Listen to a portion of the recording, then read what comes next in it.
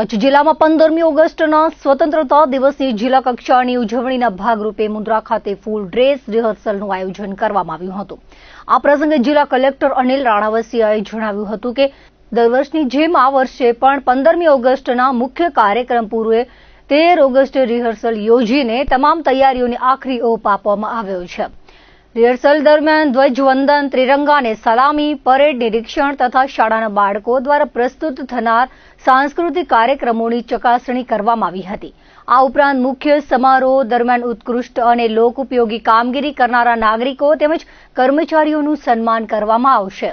સાથે જ રાજ્ય સરકાર દ્વારા તાલુકા પંચાયત અને નગરપાલિકાઓને વિકાસ કાર્યો માટે એનાયત કરવામાં આવતી ગ્રાન્ટ અંગેનું સુચારુ આયોજન પણ કરવામાં આવ્યું છે।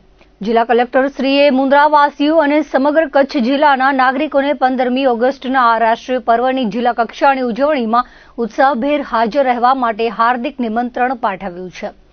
ઉલ્લેખનીય છે કે આગામી 15મી ઓગસ્ટની જિલ્લા કક્ષાની ઉજવણી મુન્દ્રામાંથી થશે। શહેરના તાલુકા પંચાયત કચેરી નજીકના ગેટા ઉછેર કેન્દ્રના ગ્રાઉન્ડમાં રાજ્યમંત્રી કાંતિભાઈ અમૃતિયાના હસ્તે રાષ્ટ્રધ્વજને સલામી અપાશે।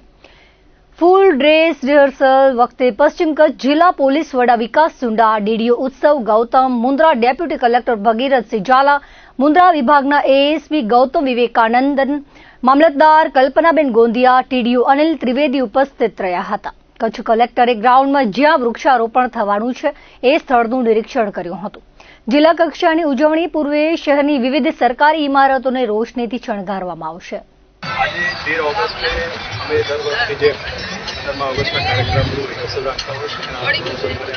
કાર્યક્રમ લીધે જેમાં 15 ઓગસ્ટે કાર્યક્રમ છે ધ્વજને સલામી આપી પરેડ છે, નિરીક્ષણ વિવિધ શાળાઓના જે બાળકો હોય એમને જે સાંસ્કૃતિક કૃતિઓ જે રજૂ કરવાનું નિરીક્ષણ કરતા હોય છે, સાથે સાથે જેને સારી કામગીરી કરી લોકોપયોગી કામગીરી કરી એવા લોકોને અમે સન્માનિત પણ કર્યા। રાજ્ય સરકાર તરફથી તાલુકા પંચાયત છે એ પણ વિકાસના કાર્યો માટે જે ગ્રાન્ટ આપવાનું છે એ બાબતની પણ આજે સમગ્ર જાળી ફરીથી સમગ્ર મુન્દ્રાવાસીઓની સાથે સાથે સમગ્ર જિલ્લાના લોકોને 15 ઓગસ્ટે